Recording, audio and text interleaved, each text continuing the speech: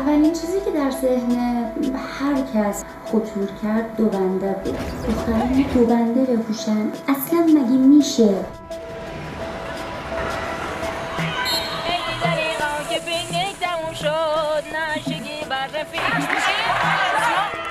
میان به من میگن که دختر دنبال خوشی خودشه، تا کی میخواد این شهر اون شهر بگرده، چرا عروسش نمیکنی، چرا کی میخواد تشکیل خانواده بده.